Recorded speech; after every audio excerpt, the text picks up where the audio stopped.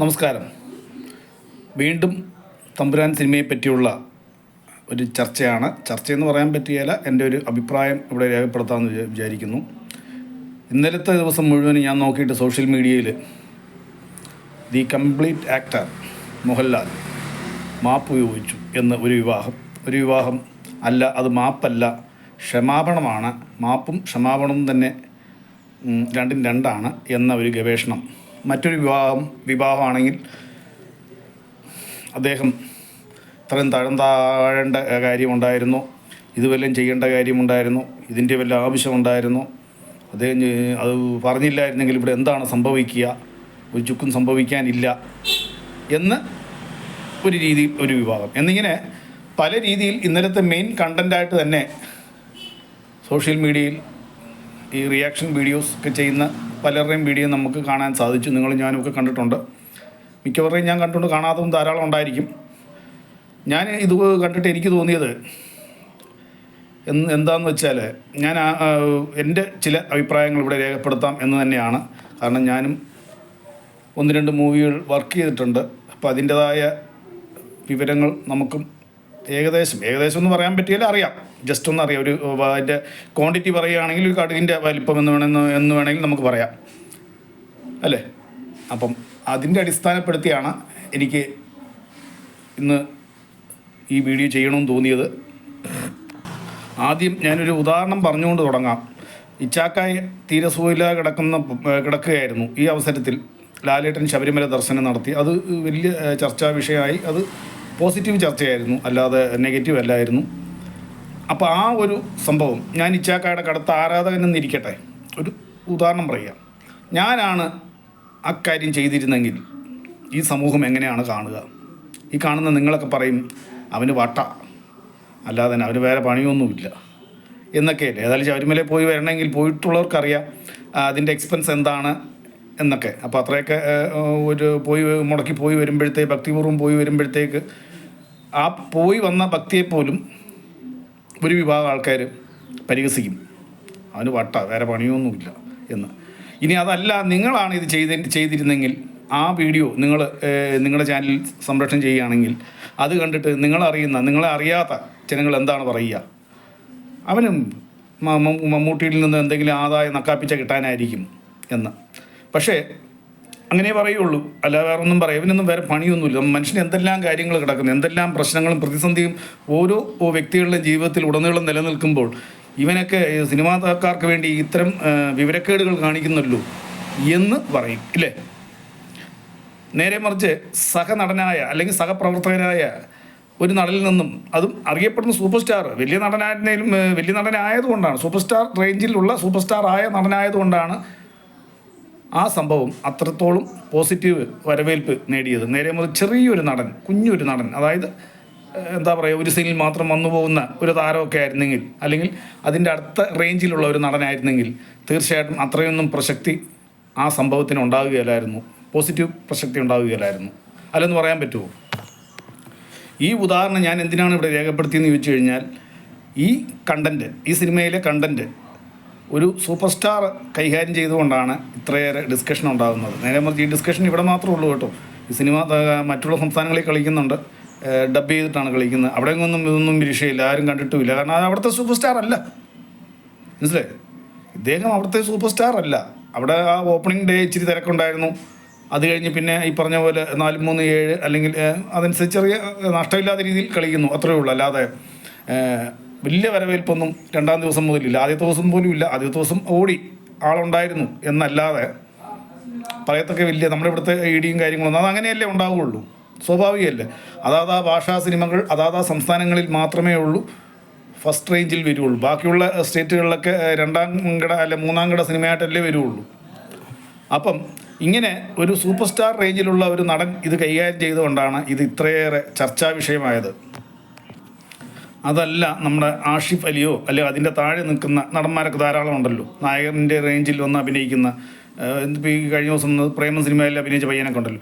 അങ്ങനെയുള്ളവർ ഭാഗത്തു നിന്നൊക്കെയാണ് ഇത്തരം കണ്ടൻറ്റുകൾ, വിഷ്വൽസ് വന്നിരുന്നെങ്കിൽ തീർച്ചയായിട്ടും ഒരു മനുഷ്യൻ മൈൻഡ് ചെയ്യലെന്നല്ല, അതൊരു ജസ്റ്റ് ഒരു എൻ്റർടൈൻമെൻറ്റ് അത്രയല്ലേ ഉള്ളൂ, അതിൽ കഴിഞ്ഞൊന്നുമില്ല. അപ്പം ഇത്തരം കാര്യങ്ങൾ കൈകാര്യം ചെയ്യുന്ന അനുഭവ സമ്പത്തുള്ള നടന്മാർ തീർച്ചയായിട്ടും അതിൽ അതീവ ശ്രദ്ധ പുലർത്തേണ്ടവരാണ്. ചിലർ ഇന്നലെ തന്നെ കണ്ടില്ലേ, ചിലർ പറയുന്നു സിനിമ അദ്ദേഹം പൂർണ്ണമായിട്ടും കാണാറില്ല, കണ്ടിട്ടില്ല. കാണാതെ എങ്ങനെയാണ് ഡബ് ചെയ്യുന്നു എന്ന് പറഞ്ഞേ. ഞാൻ കഴിഞ്ഞ ദിവസം വ്യക്തമായി പറഞ്ഞിരുന്നു, സിനിമയിൽ അതായത് തൻ്റെ ഷൂട്ട്സ് അല്ലാത്ത ഭാഗങ്ങൾ വന്നാൽ പോലും ഇത്തരം സൂപ്പർ സ്റ്റാറുകൾ, ഇത് ലാലേട്ടനെന്നോ അല്ലെങ്കിൽ മമ്മൂക്കയെന്ന് മാത്രമല്ല, നമ്മുടെ ഇന്ത്യ മഹാരാജ്യത്ത് ഉടനീളമുള്ള സൂപ്പർ സ്റ്റാറുകൾ സൂക്ഷ്മം നിരീക്ഷിക്കുന്നവരാണ്. ഓൺ ദ സ്പോട്ടിൽ ഒരുപക്ഷെ ഷൂട്ട് നടന്ന സമയത്ത് അവരില്ലെങ്കിലും അതിൻ്റെ മോണിറ്ററിൽ അത് നമുക്ക് വീണ്ടും ഇട്ട് കാണാം. ഇപ്പം ഓൺ ദ സ്പോട്ടിൽ തന്നെ എഡിറ്റിംഗ് നടത്തുന്ന സംവിധാനങ്ങളും ഉണ്ട്. പണ്ടൊക്കെ കൊണ്ടുപോയി എഡിറ്റിംഗ് നടത്തണമായിരുന്നു, ഇപ്പോൾ ഓൺ ദ സ്പോട്ടിൽ തന്നെ എഡിറ്റിംഗ് നടത്തുന്നുണ്ട്.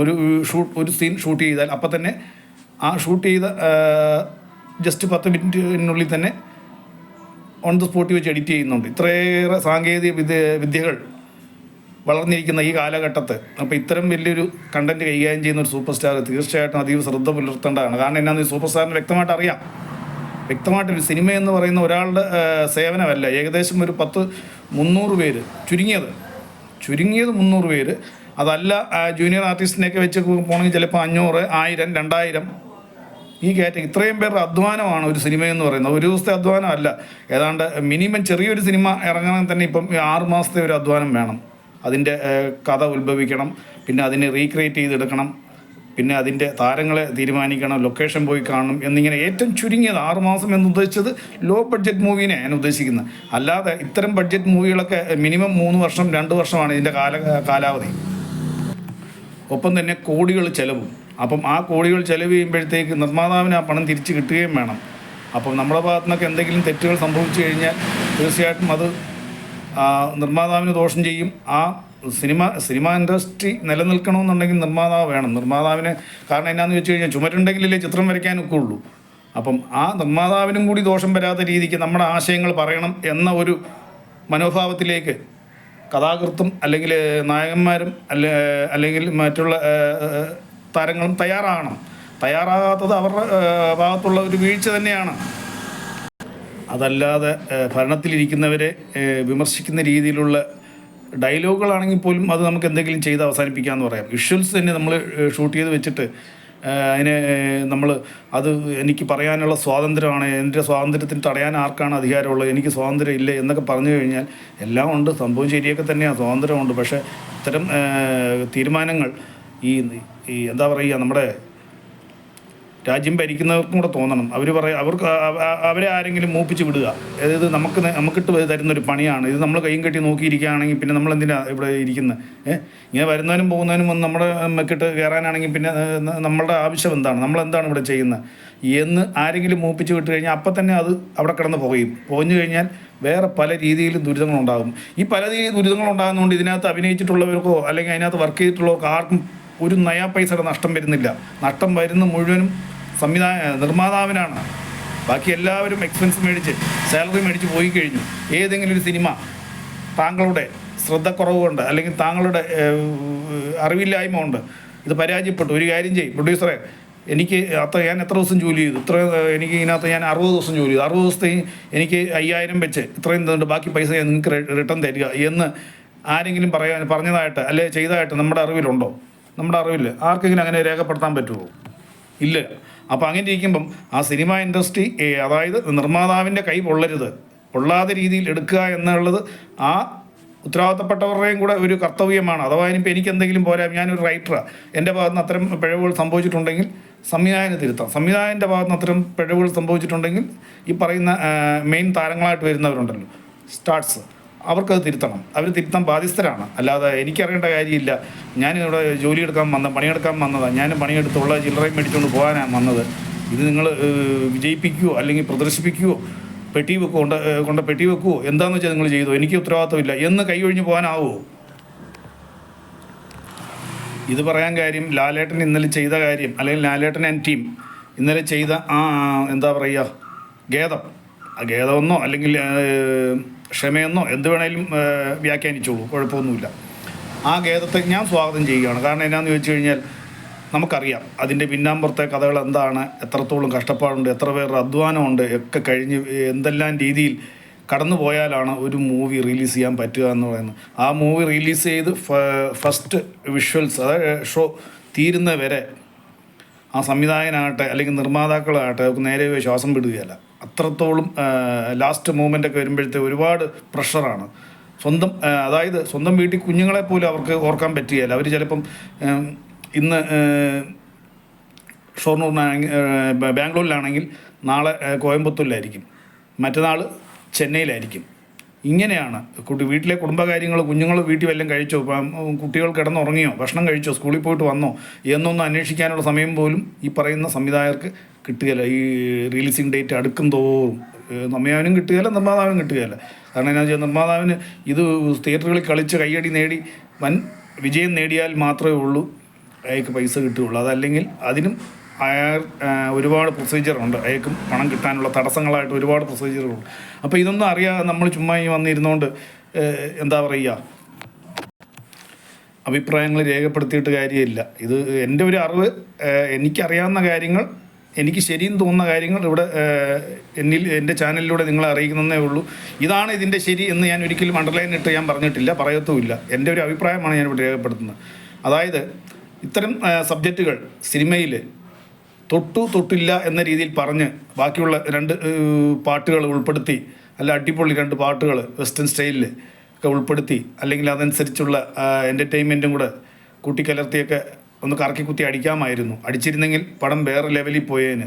നമ്മൾ കമലഹാസൻ്റെ ഇന്ത്യൻ സിനിമയൊക്കെ ആദ്യത്തെ സിനിമ കണ്ട് ഓർക്കുന്നുണ്ട്. അതിനകത്തൊക്കെ മെയിൻ കണ്ടൻറ്റ് തന്നെ ഈ രാഷ്ട്രീയപരമായ അഴിമതികൾ അല്ലെങ്കിൽ രാഷ്ട്രീയക്കാരുടെ പ്രവൃത്തികളൊക്കെ തന്നെയാണ്. പക്ഷെ അത് വിഷ്വൽസും അതിൻ്റെ ഡയലോഗ്സും പ്രസൻറ്റ് ചെയ്തിരിക്കുന്നത് എങ്ങനെയാണെന്ന് ചോദിച്ചു കഴിഞ്ഞാൽ ഈ മുമ്പേ ഞാൻ പറഞ്ഞ പോലെ തൊട്ടില്ല. എന്നാൽ നമുക്കത് മനസ്സിലാകുന്നുണ്ട്, ഇന്നതാണ് സിനിമ കാണുമ്പം പ്രേക്ഷകർ മനസ്സിലാകുന്നുണ്ട്, ഇന്നനെ ഉദ്ദേശിച്ചാണ് ഈ ഡയലോഗ് ഇവിടെ വരുന്നത്, അല്ലെങ്കിൽ ഈ വിഷ്വൽസ് ഇവിടെ വരുന്നത് എന്ന് നമുക്ക് കാണുമ്പോൾ മനസ്സിലാകുന്നുണ്ട്. പക്ഷേ എന്നാൽ നേരെ ഇന്നതാണ് എന്ന് നമുക്ക് പരാതിപ്പെടാനൊക്കെയാത്ത ഒരു രീതിയിലാണ്, പരാതിപ്പെടാനാവാത്ത ഒരു രീതിയിലാണ് അതിൻ്റെ വിഷ്വൽസ്. അതുപോലെ തന്നെ ബാക്കിയുള്ള ചേരുവകൾ, പാട്ടുകളാവട്ടെ, ബാക്ക്ഗ്രൗണ്ട് മ്യൂസിക് ആവട്ടെ, ചിത്രീകരിച്ച ശൈലി ആവട്ടെ എന്നൊക്കെ പറയുന്ന രീതിയിൽ ഒരു അടിപൊളി, ഇതിനേക്കാൾ നല്ലൊരു അടിപൊളി എൻ്റർടൈൻമെൻറ്റ് പൃഥ്വിരാജ് ശ്രമിച്ചിരുന്നെങ്കിൽ കൊടുക്കാമായിരുന്നു. പൃഥ്വിരാജ് ഈ പറഞ്ഞ പോലെ കഥയ്ക്കും ഇത്തരം സബ്ജക്റ്റിന് കൂടുതൽ പ്രാധാന്യം, പിന്നെ വിഷ്വൽസിന് പ്രാധാന്യം, അങ്ങനെയുള്ള കാര്യങ്ങൾ കൊടുത്തു. പക്ഷേ ഇത്തരം കാര്യങ്ങളിൽ അദ്ദേഹം ചെറിയൊരു അപാകത അദ്ദേഹത്തിന് പറ്റിയിട്ടുണ്ടെന്നാണ് എനിക്ക് മനസ്സിലാകുന്നത്. അല്ലേ പിന്നെ ഇന്നലെ അത് കട്ട് ചെയ്യാനായിട്ട് അവർ തയ്യാറാകുകയല്ലോ, ഒരിക്കലും തയ്യാറാകുകയല്ല. കട്ട് ചെയ്യാൻ തയ്യാറായത് സത്യത്തിൽ സ്വാഗതം ചെയ്യേണ്ട ഒരു കാര്യമാണ്. അതിനകത്ത് നമ്മൾ അവരെ വിമർശിച്ചിട്ട് കാര്യമൊന്നുമില്ല, വിമർശിച്ചിട്ട് ഒരു കാര്യവുമില്ല. പിന്നെ അവസാനമായി പറയാനാണെങ്കിൽ ഇത്തരം പ്രവൃത്തികളിലൂടെ സിനിമയ്ക്ക് ഒന്നും കൂടി അഡ്വർടൈസ്മെൻറ്റ് കൂടുകയാണ് ചെയ്യുന്നത്. ഏത് മൂവിയാണെങ്കിലും ശരി. ഇന്നാൾ പറയുന്ന കേൾക്കാൻ മേലെ എന്താ പറയുക, ഇന്നാളൊരു സിനിമയിൽ ഒരു പ്രിവ്യൂ ഷോയ്ക്ക് ഇടയ്ക്കാണ്ട് നായകനും പ്രൊഡ്യൂസറുമായിട്ട് അല്ലെങ്കിൽ നായികയായിട്ട് വഴക്കുണ്ടായി, അവിടെ കിടന്ന് അടി പിടിച്ചു. അതൊക്കെ എന്ന് പറഞ്ഞാൽ ഇവർ മുൻകൂട്ടി സെറ്റ് ചെയ്ത് വെക്കുന്ന കേസുകളാണ്. സിനിമയ്ക്ക് കൂടുതൽ അഡ്വർടൈസ്മെൻറ്റ് കിട്ടാൻ വേണ്ടി ഓൾറെഡി സെറ്റ് ചെയ്ത് വെക്കുന്ന കേസുകളാണ്. കാരണം അവർക്ക് ക്യാമറയുടെ മുമ്പിൽ ആക്ട് ചെയ്യുന്ന വ്യക്തികൾക്ക് ക്യാമറയുടെ ബാക്കിൽ ആക്ട് ചെയ്യാനായിട്ട് വലിയ ബുദ്ധിമുട്ടുള്ള കാര്യങ്ങളൊന്നുമല്ല. ഇതൊക്കെ സിനിമയുടെ നിലനിൽപ്പിൻ്റെ ഭാഗമാണ്, നമ്മൾ ചെയ്തേ മതിയാവൂ എന്ന് പറയുമ്പോഴത്തേക്ക് ഓക്കെ. കാരണം ഓൾറെഡി സോഷ്യൽ മീഡിയ ഉണ്ടല്ലോ, ഇത്തരമൊരു കണ്ടൻറ്റ് കിട്ടിക്കഴിഞ്ഞാൽ അതിനെ ഊതി പെറുപ്പിച്ച് അങ്ങ് ലോകത്തിൻ്റെ ഏത് നെറുകയിലും കൊണ്ട് എത്തിക്കാനും സോഷ്യൽ മീഡിയ ഓൾറെഡി ഉണ്ട്. ഇന്ത്യയിലുടനീളം, ലോകത്തിൽ ഉടനീളം ഉണ്ട്. അപ്പോൾ അതിന് അവർ കണ്ടെത്തുന്ന ഒരു തന്ത്രങ്ങളാണ്. അതിനെ നമുക്കൊരു കുറ്റം പറയാനൊന്നും പറ്റുകയില്ല. എന്തായാലും എംബ്രാൻ സിനിമയുടെ ആയുസ്സിനും ആരോഗ്യത്തിനും വേണ്ടി എംബ്രാൻ സിനിമ ടീം അംഗങ്ങൾ ഇന്നലെ എടുത്ത തീരുമാനം ഞാൻ ആത്മാർത്ഥമായി സ്വാഗതം ചെയ്യുകയാണ്.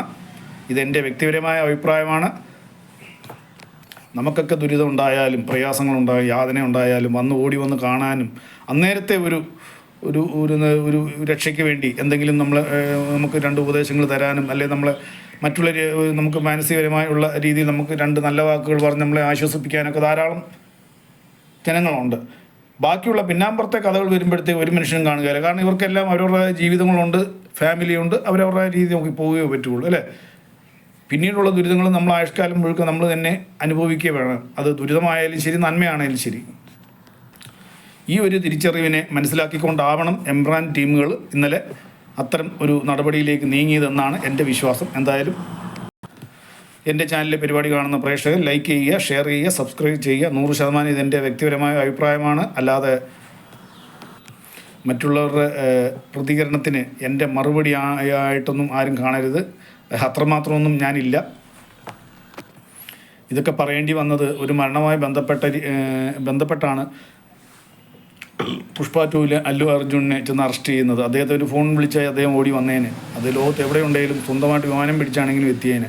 ആ മനുഷ്യനെ ഈ ചെന്ന് പിടിച്ച് അറസ്റ്റ് ചെയ്തതിൻ്റെ കഥ നിങ്ങൾക്കെല്ലാം അറിയാവില്ല. അതിൻ്റെ പിന്നാമ്പുറം അതല്ല. അതൊരു കാരണം, അദ്ദേഹത്തെ അറസ്റ്റ് ചെയ്യാൻ ഒരു കാരണമെന്ന് മാത്രമേ ഉള്ളൂ. പക്ഷേ അതിൻ്റെ പിന്നാമ്പുറം മറ്റതാണ്. സിനിമയിൽ രാഷ്ട്രീയക്കാരെ ചൊറിഞ്ഞ രീതിയിലുള്ള എന്തോ വിഷ്വൽസ് ഉൾപ്പെടുത്തി. ഞാൻ ആ സിനിമ കണ്ടിട്ടില്ല, പറഞ്ഞു കേട്ടുള്ള അറിവേ ഉള്ളൂ. അതുപോലെ തന്നെ മുതിർന്ന നേതാവെന്ന് പറയുന്ന കരുണാനിധി ജയലളിത അട്ടപ്പായരായി ഓടിച്ചിട്ട് പിടിച്ച് ഓർക്കുന്നുണ്ടോ? നിങ്ങളെല്ലാവരും കണ്ടിട്ടുള്ളതല്ലേ. അദ്ദേഹത്തെ എന്താ ഫോണിൽ വിളിച്ചാൽ പറ്റില്ലേ? അദ്ദേഹത്തെ അറസ്റ്റ് ചെയ്യുമ്പോൾ ഓർക്കണം, അദ്ദേഹത്തെ കരുണാനിധിനെ നട്ടപ്പായരായി 2 മണിക്ക് പ്രത്യേക സ്ക്വാഡ് എന്ന് അറസ്റ്റ് ചെയ്യുമ്പോൾ 2 കേന്ദ്രമന്ത്രിമാർ അവിടെ ഓൺ ദ സ്പോട്ടിൽ, 2 സെൻട്രൽ മിനിസ്റ്റേഴ്സ് അവിടെ ഉണ്ട്. ഒന്ന് അറിയോ? അവരെയൊക്കെ പോലീസുകാരെ പിടിച്ച് തള്ളി മാറ്റി, നീ കേന്ദ്രമന്ത്രിയാണെങ്കിൽ അത് കേന്ദ്രത്തിൽ പോയി കളിച്ചാൽ ഇവിടെ കളിക്കണ്ട എന്നും പറഞ്ഞ് അവരെ തള്ളി മാറ്റി വെച്ചാണ് ആ വയോവൃദ്ധനെ പൊക്കിക്കൊണ്ട് പോയത്. അതിൻ്റെ പിന്നാമ്പുറത്തും രാഷ്ട്രീയക്കളി തന്നെ. അത്രയൊക്കെ ചെയ്യാമെങ്കിൽ പിന്നെ സിനിമയിലൂടെ നമ്മൾ എന്തെങ്കിലുമൊക്കെ ചെയ്തു വെച്ച് പിന്നെ അതിൻ്റെ പേരിൽ എന്തെല്ലാം ദുരിതം അനുഭവിക്കും. നമ്മളാരും അല്ല, ഈ സിനിമയിൽ പ്രവർത്തിച്ച ആരുമല്ല. ആ ദുരിതങ്ങൾ മുഴുവനും വന്ന് അടിയുന്നത് സിനിമാ നിർമ്മാതാവിന് തന്നെയാണ്. അതിനകത്ത് ഒരു സംശയവും വേണ്ട. ആ തിരിച്ചറിവായിരിക്കും ഇന്നലെ എംബ്രാൻ ടീം അംഗങ്ങൾ ഇത്തരം ഒരു നടപടിയിലേക്ക് നീങ്ങിയത് എന്നതാണ് എൻ്റെ ഒരു വിശ്വാസം. എന്തായാലും നന്ദി, നമസ്കാരം.